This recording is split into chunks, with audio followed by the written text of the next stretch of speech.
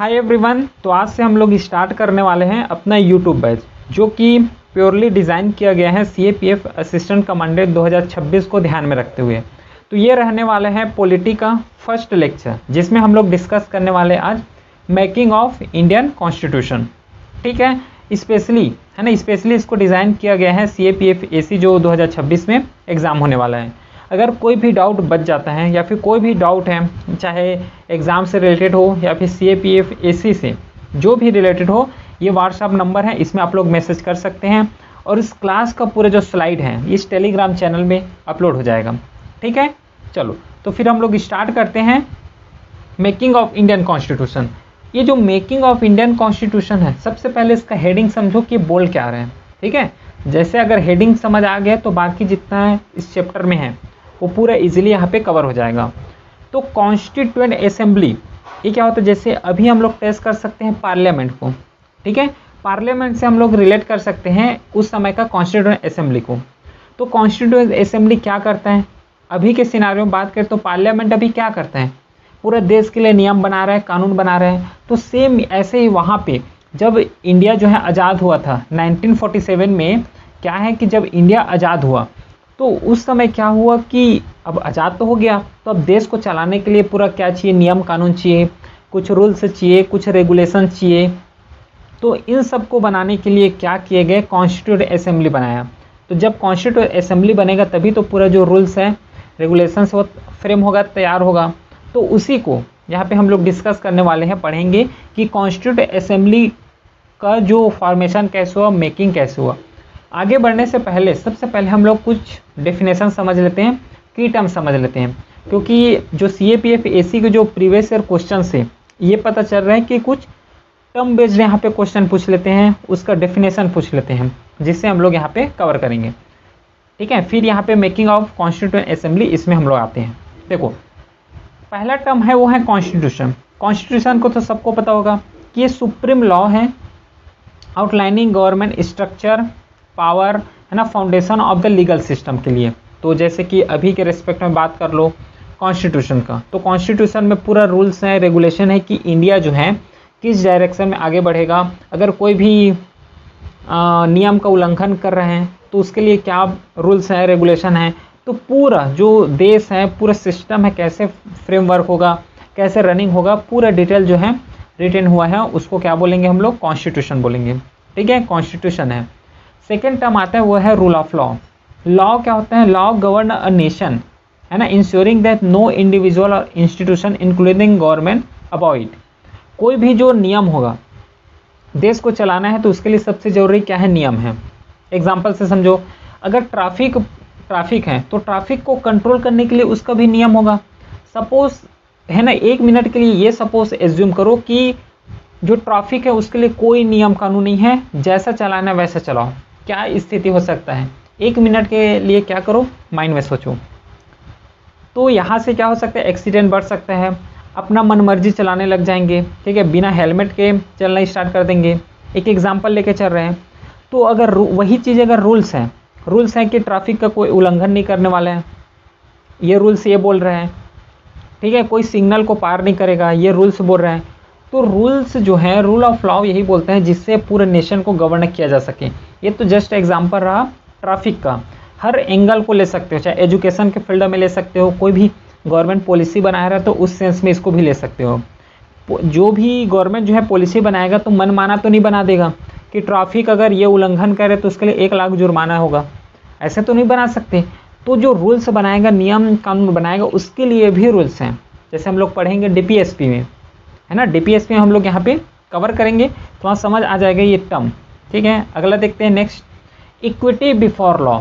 इसका मतलब होता है कि all individual are subject to the same law. ठीक है, कोई भी अगर मान लो क्राइम कर रहे हैं, तो अगर पुअर पीपल हैं सेम क्राइम कर रहे हैं तो वही रूल्स लागू होगा जो लिखा हुआ है। और वही चीज़ अगर इलाइट पीपल हैं, रिच पीपल हैं, वो भी सेम क्राइम कर रहे हैं तो उसके लिए भी सेम प्रोविज़न है क्रिमिनल का। ठीक है, ये नहीं है कि पुअर कर रहे हैं तो उसके लिए 5 साल का सज़ा दे रहे हो, और जो रिच पीपल है उसके लिए उसको 3 साल का सज़ा दे रहे हो, ऐसा नहीं। इक्वलिटी बिफोर लॉ का मतलब होता है कि हर इंडिविजुअल, चाहे पुअर हो, गरीब हो, सब के लिए जो नियम है, कानून है, रूल्स है, रेगुलेशन है, पूरा सेम होने वाला है। तो ये तो रहा इक्वलिटी बिफोर दैट लॉ, ठीक है। एक कॉन्सेप्ट आता है कॉन्स्टिट्यूशनलिज्म, ये क्वेश्चन यूपीएससी में आ चुका है ना, सिविल सर्विस में। कॉन्स्टिट्यूशनलिज्म क्या होता है? Constitutionalism ensure that government operate with in the set rules, अभी पिछले ही स्लाइड में डिस्कस किया हूँ, with in set rules promoting fairness and accountability. ये ज़्यादा कब समझ आएगा? जब पढ़ोगे किसको? डीपीएसपी को। जब डीपीएसपी को समझेंगे तो यहाँ पे और क्लियर समझ आएगा। ये कॉन्स्टिट्यूशनलिज्म ये बताता है कि जो भी गवर्नमेंट चलाएगा, जैसे पार्लियामेंट है, पार्लियामेंट में क्या है? लेजिस्लेचर है। लेजिस्लेचर कोई भी नियम कानून बनाएगा तो भी एक रूल्स में होके नियम कानून बनाएगा। ये नहीं जो भी मर्जी आ रहा है उसमें आप लोग नियम कानून बना रहे हो, नहीं। नियम कानून ऐसा होना चाहिए कि जनता के लिए हो, है ना, उससे क्या हो? प्रमोट कर सके हो फेयरनेस को, फेयरनेस प्रमोट हो सके, अकाउंटेबिलिटी प्रमोट हो सके। इस रेस्पेक्ट को ध्यान में रखते हुए यहाँ पे कॉन्स्टिट्यूशनलिज्म या फिर जो नियम कानून है वो बनना चाहिए। इसको क्या बोलते हैं हम लोग? कॉन्स्टिट्यूशनलिज्म बोलते हैं, ठीक है। ये जितना भी वीडियो आने वाला है पूरा डिटेल वीडियो होने वाला है, ठीक है। इससे क्वेश्चन ट्राई करना, पूरा क्वेश्चन बन जाएगा, ठीक है। चलो अगला देखते हैं, वो है मेकिंग ऑफ जो कॉन्स्टिट्यूएंट असेंबली जो पढ़ रहे हैं। तो ये क्या है? थोड़ा हायरार्की देख लेते हैं, है ना, हायरार्की देख लेते हैं कि कैसा ये है। तो सबसे नीचे जैसे कि बात की है यहाँ पे रूल्स और रेगुलेशन का, सबसे रूल्स बनेगा, सबसे पहले क्या बनेगा? रूल्स बनेगा, फिर रेगुलेशन बनने वाला है। उसके ऊपर जो आएगा वो है बाई लॉ, बाई लॉ बनेगा। उसके ऊपर आता है ऑर्डिनेंस, ऑर्डिनेंस के ऊपर जो स्टेट लॉ है, जो कि राज्य के द्वारा बनाए गए नियम, ये बनता है। उसके बाद फिर स्टेट लॉ हो गया, स्टेट लॉ के ऊपर कोई भी आता है वो सेंट्रल लॉ होगा। सेंट्रल लॉ के ऊपर जो हाईएस्ट जो नियम कानून या फिर रूल्स और रेगुलेशन बनाता है वो कौन है? कॉन्स्टिट्यूशन है। कॉन्स्टिट्यूशन में पूरा रूल्स और रेगुलेशन लिखा हुआ है। तो ये तो जस्ट एक हायरार्की हो गया, है ना, इसको एक बार अंडरस्टैंड करना है। कुछ टर्म बेस्ड क्वेश्चन भी यहाँ पे आ जाते हैं, है ना, समझ लेते हैं इसको भी एक बार। ये होता है कम्युनिस्ट। कम्युनिस्ट क्या होता है कि जितना भी सोर्स ऑफ प्रोडक्शन होगा वो क्या करेगा? कंट्रोल करेगा गवर्नमेंट, गवर्नमेंट ही कंट्रोल करने वाला है। अगर कहीं पे फैक्ट्री लगा रहे हो तो भी गवर्नमेंट का होना चाहिए, स्कूल खोल रहे हो कहीं पे तो भी गवर्नमेंट का ही होना चाहिए। कम्युनिस्ट का मतलब ये होता है कि जितना भी प्रोडक्शन हो, जितना भी रिसोर्स हो, पूरा क्या होना चाहिए? गवर्नमेंट के हाथ में कंट्रोल होना चाहिए, कोई प्राइवेट एंटिटी यहाँ पे नहीं हो। एग्जाम्पल ले सकते हैं जैसे कि चाइना का, तो इसको क्या बोलते हैं हम लोग? कि कम्युनिस्ट कंट्री है। सुने हो ना, कम्युनिस्ट कंट्री बोल देते हैं, तो ये बोलते हो, इसको समझ आया कम्युनिस्ट किसको बोलते हैं। फिर एक आता है ओलिगार्की। ओलिगार्की किसको बोलते हैं? गवर्नमेंट जो है बाय फ्यू, ठीक है। ओलिगार्की मतलब होता है गवर्नमेंट फॉर्म होगा, वो क्या है? कुछ लोगों के द्वारा गवर्नमेंट फॉर्म होगा, उसको हम बोलते हैं ओलिगार्की। समझ रहे हो? कोई जो स्मॉल पीपल होगा वो पूरा गवर्नमेंट को चलाएगा। एग्जाम्पल ले सकते हैं चाइना का, और एग्जाम्पल ले सकते हैं रशिया का, ठीक है। अगला देखो, नेक्स्ट जो है वो है मोनार्की। मोनार्की का मतलब क्या होता है? गवर्नमेंट बाय सिंगल पर्सन, जिसमें स्पेशली इसको रेफर किया जाता है मोनार्की को मोनार्क से। मोनार्क का मतलब कोई भी जो टेरिटरी उसको राजा शासन कर रहे हैं, समझ रहे हो, है ना, राजा शासन कर रहे हैं, उसको हम बोलते हैं कि मोनार्किक कंट्री है, ठीक है। एक होता है मोनार्किक, एक होता है रिपब्लिक। रिपब्लिक तो इलेक्टेड पीपल होके जा रहे हैं रिपब्लिक में, लेकिन मोनार्क में क्या हायरार्की होता है कि इसके फादर बना, उसके बाद क्या उसका सन बनेगा, ऐसे करके हायरार्की देखने को मिलता है मोनार्की में, ठीक है। एग्जाम्पल ले सकते हैं नॉर्थ कोरिया का, हम लोग यहाँ पे एग्जाम्पल कंसिडर कर सकते हैं। फिर एक आता है जिसे बोलते हैं टोटलिटेरियन, है ना। टोटलिटेरियन का मतलब होता है total control on lives of citizen by whatever in ruling. जो रूलिंग होगा वो पूरा टोटल कंट्रोल करके रखेगा। जैसे कि अभी के केस में क्या होता है कि प्रधानमंत्री है, प्रधानमंत्री को उसके पास पूरा कैबिनेट है, ठीक है। तो कैबिनेट और प्रधानमंत्री मिलकर पूरा डिसीजन लेते हैं, है ना। ये नॉर्मल केस इंडिया में देखा गया, ठीक है, ये डेमोक्रेटिक है। लेकिन टोटलिटेरियन में क्या होता है कि कोई भी मान लो पीएम बन गया तो सिंगल हाथ में पूरा क्या करेगा? पूरा कंट्रोल लेके रहेगा, वो कैबिनेट से पूछने वाला भी नहीं है, है ना। अपना डिसीजन पूरा यहाँ पे लेने वाला है, टोटल कंट्रोल यहाँ पे हो जाएगा। और लाइव्स ऑफ सिटीजन के ऊपर कि सिटीजन को कहाँ जाना है, क्या करना है, ये बोलना है, ये नहीं बोलना है, पूरा कंट्रोल यहाँ पे हो जाता है। उसको बोलते हैं हम लोग टोटलिटेरियन का। समझ आया टोटलिटेरियन क्या होता है। फिर अगला आता है कैपिटलिस्ट स्टेट। कैपिटलिस्ट स्टेट क्या होते हैं? इसको बोलते हैं हम लोग इंडस्ट्रियलिस्ट बोलते हैं। कि जो कैपिटलिस्ट स्टेट होते हैं industries where the government control the economy, यहाँ पे जो इकोनॉमी कंट्रोल कौन कर रहे हैं, गवर्नमेंट यहाँ पे कंट्रोल कर रहे हैं कैपिटलिस्ट में। दूसरा आता है वो है प्लूटोक्रेटिक। प्लूटोक्रेटिक मतलब होता है government by rich people, rich people के द्वारा जो गवर्नमेंट रन होते हैं उसको हम बोल रहे हैं क्या, प्लूटोक्रेटिक। ठीक है, समझ आया। चलो नेक्स्ट बढ़े क्या, चलो नेक्स्ट बढ़ते हैं अब अगला। अब यहाँ से थोड़ा कुछ बेसिक टर्म समझ लिए, टर्मिनोलॉजी समझ लिए। अब बढ़ते हैं जो कॉन्स्टिट्यूएंट असेंबली जो बना है, क्या उसका प्रोसीजर चला है उस समय के सिनारियो को ध्यान में रखते हुए। तो सबसे क्या है, डिमांड उठने लगा कॉन्स्टिट्यूएंट असेंबली का। क्यों, जैसे कि 1947 में देश आज़ाद हो गया, तो बनाना कैसे है, और इससे पहले जब ट्रेस करोगे तो एक आइडिया लग जाता है कि इस दिन से या फिर यहाँ तक जो है ब्रिटिश अपना क्या है शासन इंडिया को छोड़ के चला जाएगा। तो 1947 से पहले ही लोगों ने सोचना स्टार्ट कर दिया गया था कि कॉन्स्टिट्यूएंट असेंबली बनेगा कैसे, कैसे इसको फ्रेम कर रहे हैं। तो सबसे पहले जो 1934 में फ्रेम किया गया था, जो आइडिया प्रपोज किया गया था वो है M.N.. Roy. M.N.. Roy propose किया गया था the idea of constituent assembly for India, India के लिए कि इंडिया को रन अगर करना है तो कोई तो हो, कुछ तो हो जिससे इंडिया को हम लोग रन कर सकें, जिसमें पूरा रूल्स हो, है ना, कौन रूल्स बनाएंगे, ये सब चीज़ पूरा फ्रेम हो, है ना। तो एम.एन. रॉय जो है प्रपोज किया गया था idea of the constituent assembly का। फिर 1935 में आओगे तो इंडियन नेशनल कांग्रेस ने ऑफिशियली डिमांड कर दिया गया कि कॉन्स्टिट्यूएंट असेंबली अपने को चाहिए, कॉन्स्टिट्यूएंट असेंबली बनाना है। क्यों ऐसा हुआ, क्योंकि जो कांग्रेस है, इंडियन नेशनल कांग्रेस है, ये भी समझने लग गए थे कि कॉन्स्टिट्यूएंट असेंबली का जो रोल है ये बहुत ज़्यादा रोल प्ले कर सकता है इंडिया को आगे बढ़ाने में, तो ये भी समझ चुके थे। फिर 1935 तक आते हुए जो कांग्रेस है इन्होंने अडॉप्ट कर लिया, डिमांड करना स्टार्ट कर दी गए। फिर 1940 में आया, फिर तो the British government accepted the demand in August offer. August offer में 1914 में इन्होंने क्या है, जो कॉन्स्टिट्यूएंट असेंबली का डिमांड क्या है, एक्सेप्ट किया ब्रिटिश ने। अब ये देखो कि एक्सेप्ट कैसे कर लिया, कॉन्स्टिट्यूएंट असेंबली जो है यहाँ से एक ब्रिटिश ने एक्सेप्ट कर लिया। तो एक चीज़ ध्यान दोगे, 1940 का जो समय है उस सिनेरियो को याद रखो, जब चल रहा था वर्ल्ड वार 2, उस समय वर्ल्ड वार 2 चल रहा था, और वर्ल्ड वार 2 के समय क्या है, ब्रिटिश जो है हार रहे थे।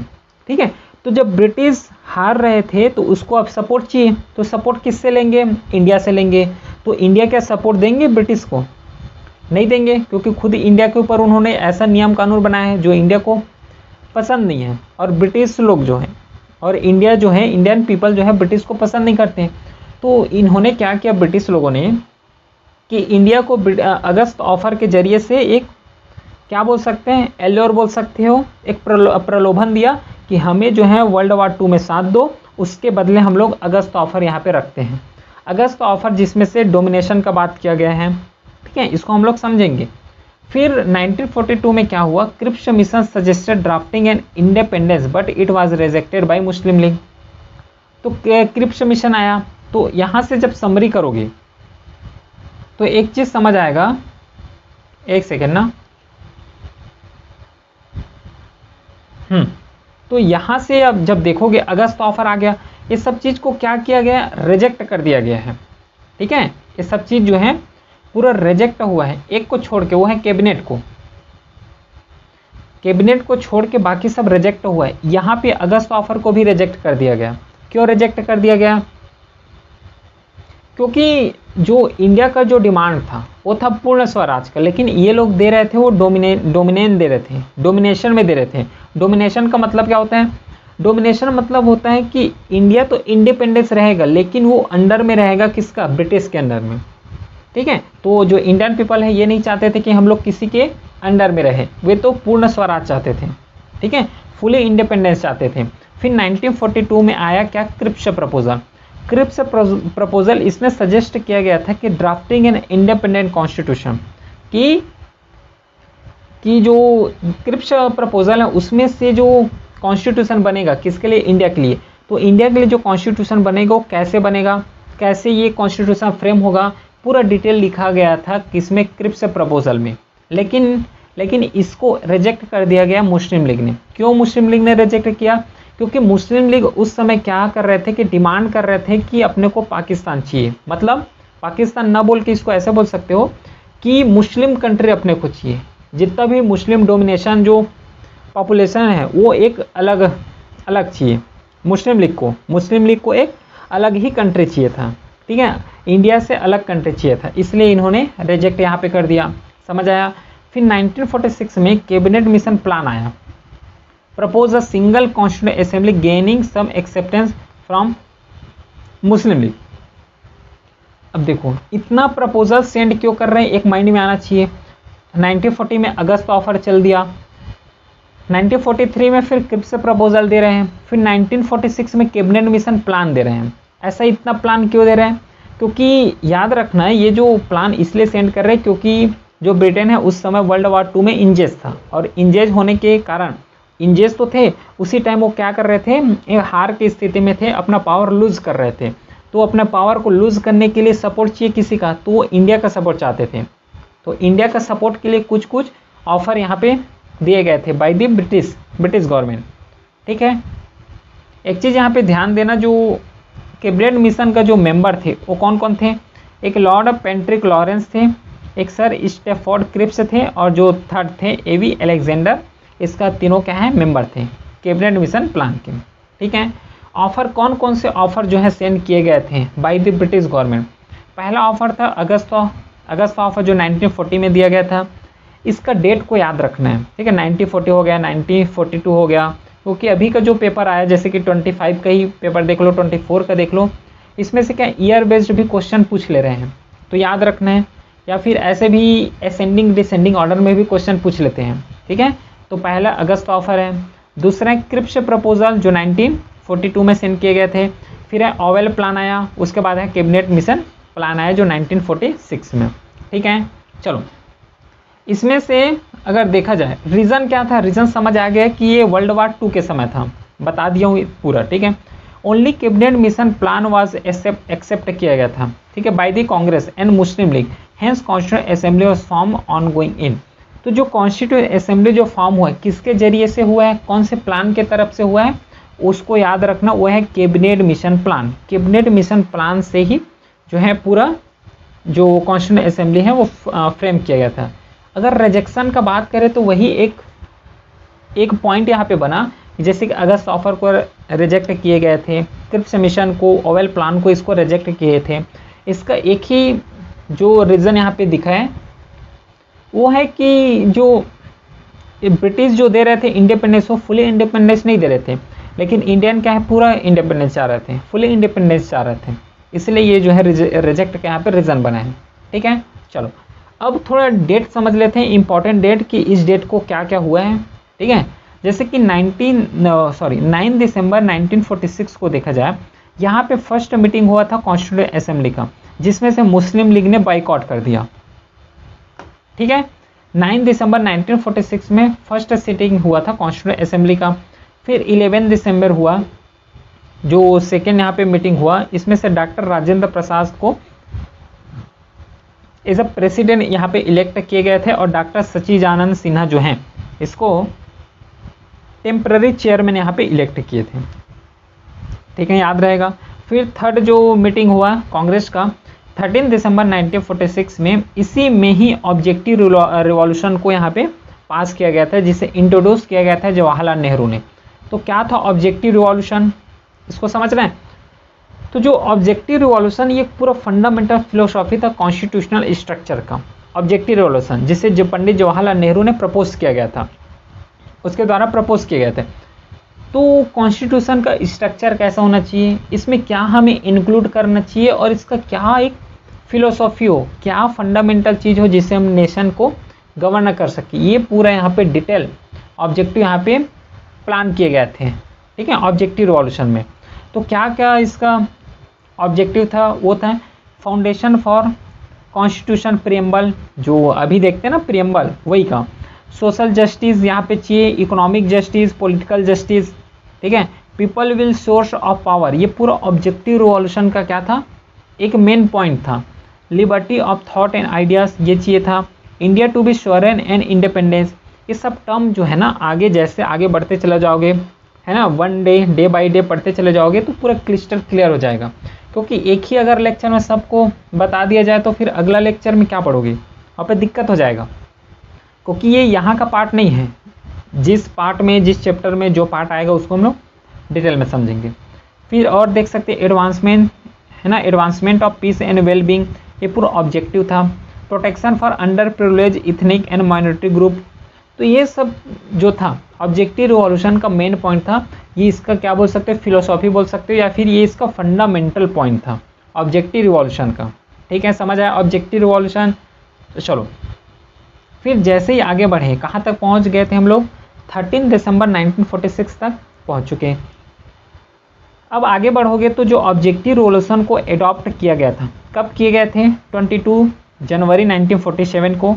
फिर 22 जुलाई 1947 को नेशनल फ्लैग को एज अ एडॉप्ट किए गए थे बाई कॉन्स्टिट्यूएंट असेंबली को। तो ये जस्ट क्या है, एक फैक्ट्स टाइप है, इसको याद रखना है। ठीक है, फिर 26 नवंबर 1949 कॉन्स्टिट्यूशन को एडॉप्ट किया गया था, इनेक्ट किया गया था 26 नवंबर 1949 को। ठीक है, ये तो कुछ फैक्ट्स रहा। फिर 24 जनवरी adoption of national song, national anthem. क्योंकि एक चीज़ यहाँ पे देखो, जो 24 जनवरी, इसके बाद कितना आ जाएगा, 25 जनवरी आ जाएगा, 25 के बाद 26 जनवरी आएगा, मतलब 26 जनवरी 1950 जो है, इंडिया जो आज़ाद हुआ तो नहीं बोल सकते कॉन्स्टिट्यूशन को, क्योंकि वो तो 1947 के आज़ाद। ठीक है, यहाँ पे 1950 आ गया। जो कॉन्स्टिट्यूशन को एडॉप्ट किया गया था 26 जनवरी को, उससे पहले इंडिया के लिए कुछ सॉन्ग तो चाहिए, कुछ नेशनल एंथम भी तो होना चाहिए। तो उसी को यहाँ पे 24 जनवरी 1950 को एडॉप्ट किया गया था नेशनल सॉन्ग, नेशनल एंथम, जो doctor Rajendra Prasad was elected as a first president. और इसी टाइम में, ठीक है, 24 जनवरी को doctor Rajendra Prasad elected as the first president of India. The final session of constitution assembly यहीं पे हेल्ड हुआ था। फाइनल सेशन कब हुआ था, यही है 24 जनवरी 1950 को। फिर 6 जनवरी 1950 को अगर देखोगे, ये 6 जनवरी नहीं होगा, ये 26 जनवरी होगा। ठीक है, the constitution came into force making the establishment of India as a republic. India को यहाँ पे फुली इंडिपेंडेंस यहाँ पे क्या किया गया, घोषित हो गया, और फुली इंडिपेंडेंट यहाँ पे इस्टाब्लिशमेंट हो गया इंडिया का। कब, 26 जनवरी 1950 को, जहाँ से कॉन्स्टिट्यूशन जो है अपने फोर्स में आ गया, पूरा इनेक्टमेंट यहाँ पे हो गया। ठीक है, ये तो रहा कुछ डिटेल्स जो अपने को पढ़ना था। अब देखो, जैसे 1947 में क्या है, इंडिया इंडिपेंडेंस हो गया, तो उससे एक साल पहले जो 1946 है, अब देखो इंडिया तो इनेक्ट हो गया, तो गवर्न कौन करेगा। जैसे अभी पॉलिटिकल पार्टी है, वो क्या इलेक्ट हो क्या रहे हैं, तो उस समय भी तो इलेक्शन होना जरूरी है कि कौन यहाँ पे गवर्नमेंट फॉर्म करेगा, है ना, कौन जो देश है उसको रन करेगा। तो उसके लिए इलेक्शन हुआ कब, जुलाई अगस्त 1946 में। जो इसका रिजल्ट इस प्रकार रहा, क्योंकि रिजल्ट बेस्ड क्वेश्चन पूछ लिया है, आ चुका है यहाँ पे क्वेश्चन, इसलिए इसको पढ़ना है। मेजोरिटी इसमें से कांग्रेस थे, जिसमें से 208 यहाँ पे सीट मिला, मुस्लिम लीग को 73 सीट मिला है, और इंडिपेंडेंस है ना, जो अपने से लड़े हैं, उसको 15 यहाँ पे सीट मिला हुआ है। ठीक है, तो ये तो रहा उस समय का रिजल्ट। ठीक है, अगला कुछ यहाँ पे सेरेमनी है, इसको एक बार अपने लेवल में रीड करना है, इसमें बताने लायक ऐसा कुछ है नहीं, उसको सब समझते हो। अब देखो, कॉन्स्टिट्यूएंट असेंबली तो बन गया, कैसे बना, क्या हुआ, इसका डिटेल अभी समझेंगे। लेकिन अभी इसका जो हिस्ट्री है कॉन्स्टिट्यूएंट असेंबली का, चाहे डिमांड कैसे हुआ, क्या क्या ऑब्जेक्टिव रखा गया, वो तो पढ़ चुके हैं।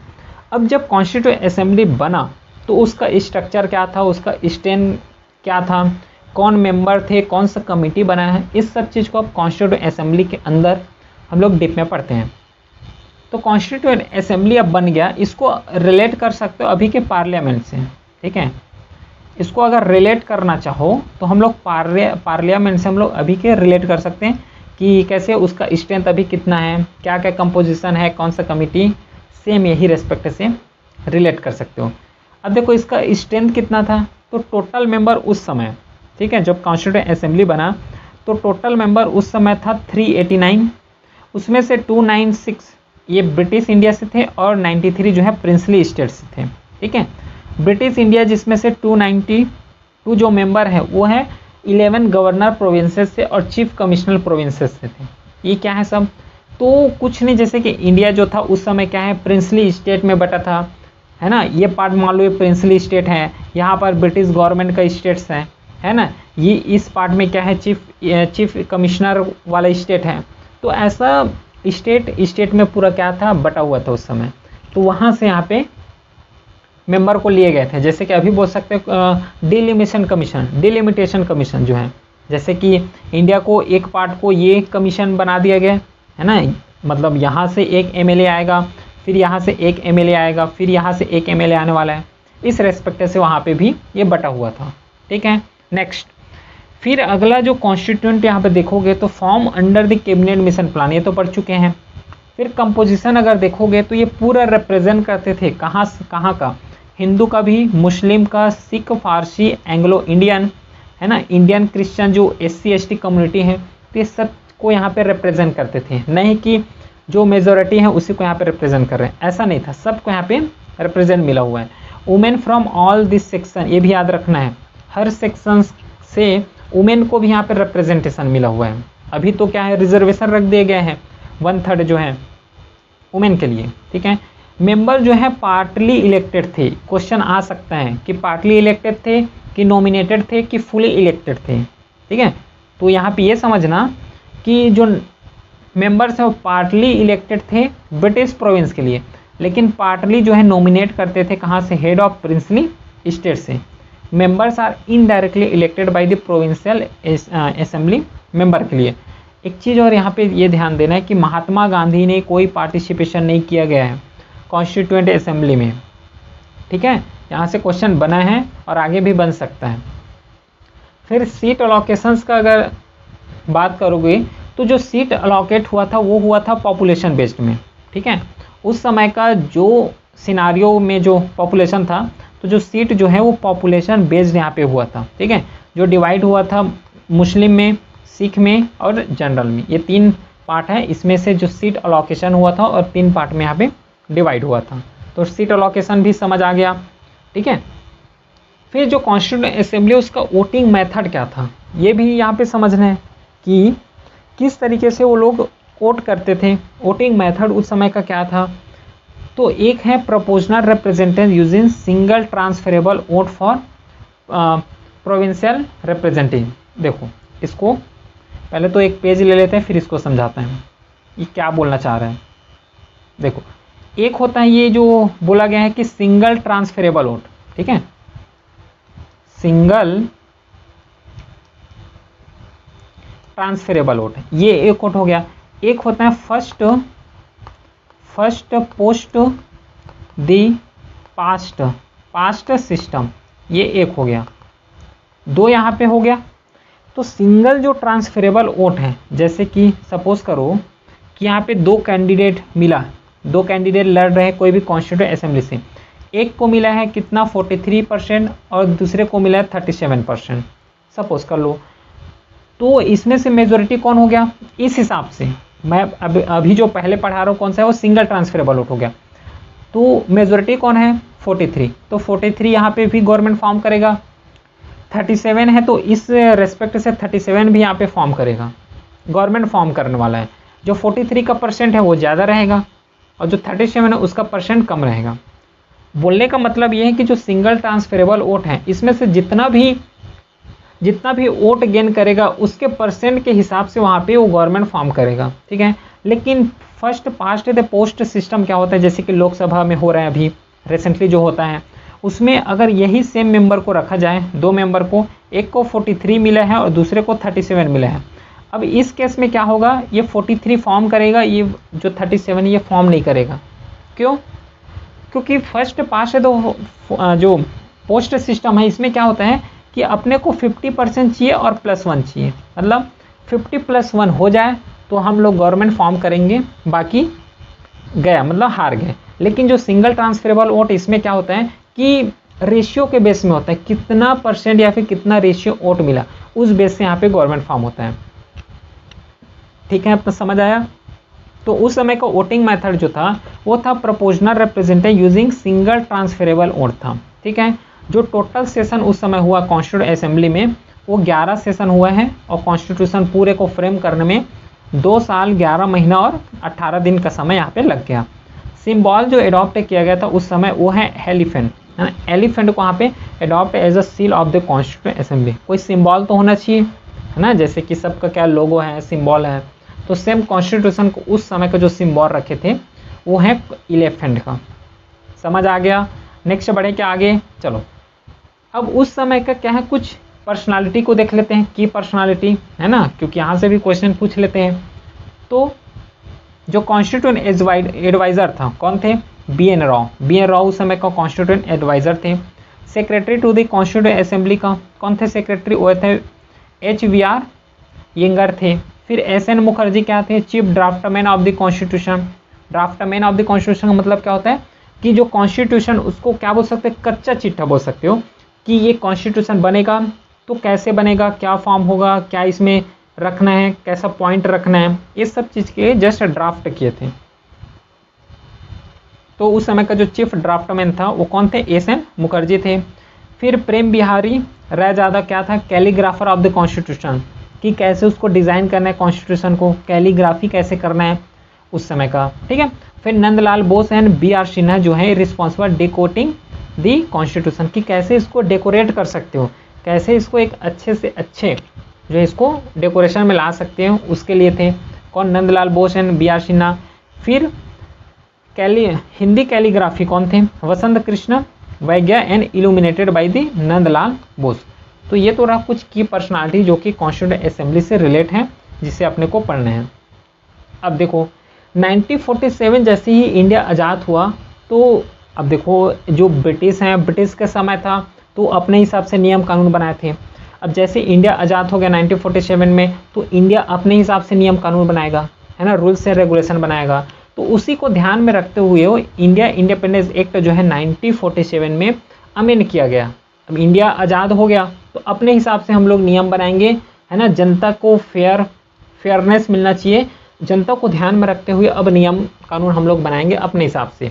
तो उस रेस्पेक्ट में 1947 को यहाँ पे अमेंड कर दिया गया, जिसमें से डुअल फंक्शन यहाँ पे लाए गए, लेजिस्लेटिव बॉडी और एक होता है constitutional body. Legislative body means जैसे कि लोकसभा हो गया, राज्यसभा हो गया, जहाँ पे पूरा नियम कानून जो है, चाहे कॉन्स्टिट्यूशन का अमेंडमेंट करना हो गया, कोई नेशन के लिए, राज्य के लिए, कंट्री के लिए कोई रूल्स लाना है तो उसके लिए हो गया। तो जहाँ नियम कानून पूरा बने वो लेजिस्लेटिव है।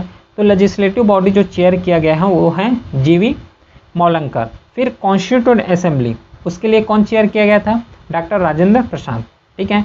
Become the parliament of free India, है ना, इसी में जो इंडिपेंडेंस एक्ट 1947 यहाँ पे पार्लियामेंट को फ्री इंडिया बताया गया है। फ्री इंडिया मतलब अब जो कोई भी दूसरा कंट्री है वो इंडिया के ऊपर हावी नहीं हो सकता। इंडिया अपने आप में सक्षम है कि अपना डिसीज़न कहाँ ट्रेड करना है, फॉरेन जैसे कि फॉरेन रिलेशन कैसे रखनी है, पूरा जो है पावर किसके पास है, अब इंडिया के पास है। कोई भी जो अनदर कंट्री इंडिया को इन्फ्लुएंस यहाँ पे नहीं कर सकता, ठीक है। फिर स्ट्रेंथ को रिड्यूस किया गया था, जैसे कि सबसे पहले जो कॉन्स्टिट्यूएंट असेंबली बना तो उसमें से कितना मेंबर थे, वो थे 389। तो जब 1947 में अमेंड किया गया तो उसको ये 389 जो मेंबर हैं उसको रिड्यूस करके कितना कर दिया गया, 299 कर दिया गया। क्यों 299 हुआ, क्योंकि मुस्लिम लीग वहाँ पे विड्रॉ भी तो किए हैं, मुस्लिम लीग ने विड्रॉ किया यहाँ पे, ठीक है, इसलिए यहाँ पे 299 हो गया। फिर वुमेन पार्टिसिपेशन देख लेते हैं कि वुमेन पार्टिसिपेशन हुआ है कि नहीं हुआ। तो इनिशियल मेंबरशिप ऑफ जब कॉन्स्टिट्यूएंट असेंबली का 15 वुमेन, लेटर इंक्रीज हो गया, 2 और जुड़ा है, टोटल 17 वुमेन है। तो हम लोग वहाँ से यहीं से क्लियरली ये डिफाइन कर सकते हैं कि कॉन्स्टिट्यूएंट असेंबली जब बना तो उस समय भी वुमेन का पार्टिसिपेशन देखने को मिला है, ठीक है, वुमेन का पार्टिसिपेशन उस समय भी देखने को मिला है। Women signatory of the constitution, जो कॉन्स्टिट्यूशन फ्रेम हुआ तो उसके बाद सब लोग साइन किए, तो उसमें से कुछ 11 वुमेन है जिसका नाम यहाँ पे लिखा हुआ है, जैसे कि जी दुर्गाबाई हो गया, ठीक है, जी दुर्गाबाई हो गया, अम्मू स्वामीनाथन हो गया, अमृत कौर हो गया। तो ऐसे करके पूरा जो 11 वुमेन मेंबर हैं उन्होंने क्या है कॉन्स्टिट्यूशन में अपना साइन किए हैं, ठीक है, इतना समझ आ गया, ठीक। अब एक चीज़ देखो, जैसे कि कॉन्स्टिट्यूशन फॉर्म हुआ तो कॉन्स्टिट्यूशन जो है पूरा इंडिया को कंसीडर किया जाता है कि इंडिया का जो कॉन्स्टिट्यूशन वो लेंथीएस्ट कॉन्स्टिट्यूशन है वर्ल्ड का, ठीक है, जितना भी कंट्री है उसके। तो उस रेस्पेक्ट में उसके अंदर कमिटी बनाना जरूरी है। ठीक है, कमिटी क्या करेगा, हर कमिटी अपने एरिया को डिफाइन करेगा कि ये कमिटी इस फील्ड को देखेगा, ये कमिटी ये फील्ड को देखने वाला है। तो इससे क्या होगा, जो इजी है वर्क ऑफ डूइंग जो है वो इजी हो जाएगा। तो इस रेस्पेक्ट में क्या किया गया, कमिटी बनाया गया। ठीक है, तो उसमें से जो चेयरमैन था जवाहरलाल नेहरू, तो कौन कौन से कमिटी का चेयरमैन थे इसको समझना है यहाँ पे। वो थे यूनियन पावर कमेटी का चेयरमैन, यूनियन कॉन्स्टिट्यूशन कमेटी का, स्टेट कमेटी का, जो एक्सपर्ट कमेटी है फॉर कांग्रेस का। तो ये सब क्या है कि जो जवाहरलाल नेहरू हैं ये सब कमेटी के क्या हैं, चेयरमैन हैं। फिर डॉक्टर राजेंद्र प्रसाद जो है रूल ऑफ प्रोसीजर कमेटी का चेयरमैन बना है, स्टीयरिंग कमेटी का चेयरमैन बना, मेजर कमेटी का। इसको एक बार रटना है, अगर समझ सके तो समझ के भी पढ़ लो। ठीक है, फिर सरदार पटेल हैं, ये कौन कौन से कमेटी के थे, वो थे provincial committee, provincial constitution committee का, advisory committee on FR, fundamental right, minority and tribal का, एंड एक्सक्लूडेड एरिया। तो इसमें से इतना डीप में मत जाना, लेकिन जो मेजर कमेटी है एटलीस्ट ये तो अपने को पता होना चाहिए। ठीक है, फिर देखो मोस्ट इंपॉर्टेंट कमेटी जो है वो ड्राफ्टिंग कमेटी है। ड्राफ्ट करना मतलब कॉन्स्टिट्यूशन को किस डायरेक्शन में लिखना, कॉन्स्टिट्यूशन का एक कच्चा चिट्ठा तैयार करना, उसका ड्राफ्ट करना। तो उसमें से कौन थे, ड्राफ्टिंग कमेटी, उसमें 7 मेंबर थे, जिसका चेयरमैन कौन थे, डॉक्टर BR अम्बेडकर। ठीक है, मेंबर ये पूरा लिखा हुआ है, एक बार इसको क्या करोगे, रीड करोगे। यहाँ से क्वेश्चन पूछा है, जैसे कि N गोपाल स्वामी अय्यर है ना, अलादी कृष्णा स्वामी अय्यर है ना, KM मुंशी है, सैयद मोहम्मद सादुल्ला है, ठीक है, N माधव राव है। ठीक है, तो ये पूरा क्या है, मेंबर है, इसको याद रखना है। जो फर्स्ट ड्राफ्ट यहाँ उन्होंने पब्लिश किया है वो फरवरी 1948 को। ठीक है, फिर टोटल मीटिंग इनको लगा, क्योंकि कॉन्स्टिट्यूशन है ना, इन द लेंथीएस्ट कॉन्स्टिट्यूशन है, तो उसको फ्रेम करना, उसके लिए ड्राफ्ट तैयार करना, इसमें टाइम लगेगा। तो 141 डेज लगा है, लेस देन 6 मंथ यहाँ पे कंप्लीशन टाइम कवर यहाँ पे हुआ है। ठीक है, फिर अदर और कमिटी हैं कॉन्स्टिट्यूशन के रिस्पेक्ट से, कुछ अदर कमिटी हैं, जैसे committee on rule of procedure, steering committee, finance staff committee, ad hoc committee, national flag कौन है, डॉक्टर राजेंद्र प्रसाद हैं। जैसे क्रेडेंशियल कमेटी कौन है, अलादी कृष्णा स्वामी अय्यर है ना। माइनॉरिटी सब कमेटी इसमें कौन है, SC मुखर्जी हैं। ऑर्डर ऑफ बिजनेस कमेटी कौन है, KM मुंशी है, इसका जो चेयरमैन है। तो ये तो कुछ कमेटी रहा जिससे अपने को याद रखना है, यहाँ से क्वेश्चन पूछ लेते हैं। तो जब जैसे ही कॉन्स्टिट्यूशन आया 26 जनवरी 1950 को बन के तैयार कब हो गया था, है ना। सम प्रोविज़न जो है केम इनटू फोर्स 26 नवंबर 1949 में जब बना कॉन्स्टिट्यूशन, तो उसको उसी समय तत्काल रूप से क्या कर दिया गया, इफेक्ट में ला दिए गए।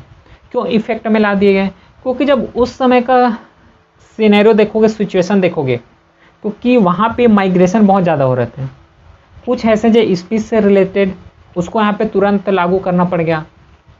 जैसे कि आर्टिकल 5 हो गया, 6, 7, 8 हो गया। तो ये सब देखोगे 5, 6, 7, 8, तो ये सब किससे रिलेटेड है, माइग्रेशन से रिलेटेड है। क्योंकि उस समय इंडिया क्या है, डिवाइड हो गया था पाकिस्तान में और इंडिया में, तो माइग्रेशन बहुत ज़्यादा होता था। तो जितना जल्दी हो सके उतना नियम बना दो, इसलिए उन्होंने क्या किया, 1949 में जब बना कॉन्स्टिट्यूशन पूरा तैयार हुआ, तो उसी समय से कुछ नियम को यहाँ पे इम्प्लीमेंट कर दिए तुरंत। जैसे कि 5, 6, 7, 8, 9, 60, 320 है ना, 366, 367, 379, 380, 388, 391। तो ये कुछ हैं जो हैं तुरंत वहाँ पे इफेक्ट में ला दिए गए। लेकिन जो मेजर पार्ट हैं उसको कब इन्फोर्स किए गए, वो हैं 26 जनवरी 1950 को। समझ आया क्यों कुछ पार्ट को ला दिए गए और क्यों जो बाकी पार्ट है उसको 26 जनवरी 1950 को ही इम्प्लीमेंट किए। अब ये चीज़ माइंड में ये आएगा कि जब 26 नवंबर 1949 को कॉन्स्टिट्यूशन प्रिपेयर हो गया, तो 26 जनवरी 1950 को ही लागू क्यों कर रहे हो, उसी दिन लागू कर देते पूरे को, तो इतना 1 साल का गैप क्यों ले रहे हो। तो जो 26 जनवरी 1930 को याद रखो, हिस्ट्री में जाके उस समय पूर्ण स्वराज डे सेलिब्रेट करते थे 26 जनवरी को। तो जो फोर्थ फादर उन्होंने सोचा कि 26 जनवरी जो है पूर्ण स्वराज डे रख रहे हो, और 26 जनवरी को क्या है, डिमांड किया गया था कि इंडिया को पूर्ण स्वराज मिलना चाहिए। ठीक है, तो उसी को एज अ रिमेंबर रख सके, याद रख सकते हैं, उसी के रिस्पेक्ट में क्या किया, 26 जनवरी को यहाँ पे कॉन्स्टिट्यूशन को जो है इफेक्ट कर दिया गया। बन गया था बल्कि 26 नवंबर 1949 को, लेकिन इफेक्ट में ला दिए गए थे 26 जनवरी 1950 को। समझ आया? चलो फिर India independence act 1947 and the government of India की जो 1935 है will all enactment were repeal कर दिए गए। However the abolition of privacy council jurisdiction act 1949 continue. तो इसको तो रिपील किया गया है, इंडिया इंडिपेंडेंस जैसे कि अभी तो पढ़े 1947 को अमेंड कर दिया गया है। Same government of India act जो 1935 है इसको भी यहाँ पे रिपील किया गया है, लेकिन एक जो है अबॉलिशन ऑफ प्राइवेसी का, इसको जो है पूरा कंटिन्यू रखे गए हैं। ठीक है, समझ आए इतना? तो ये तो रहा पूरा all about making of constituent assembly से रिलेटेड। ठीक है, कोई भी डाउट रहता है तो वीडियो के डिस्क्रिप्शन में पूछ सकते हो, या तो यहाँ पे नंबर दिया हुआ है इसमें मैसेज कर सकते हो। स्लाइड जो है यहाँ पे टेलीग्राम चैनल में डल जाएगा। ठीक है, चलिए फिर मिलते हैं अब नेक्स्ट क्लास में, तब तक के लिए थैंक यू।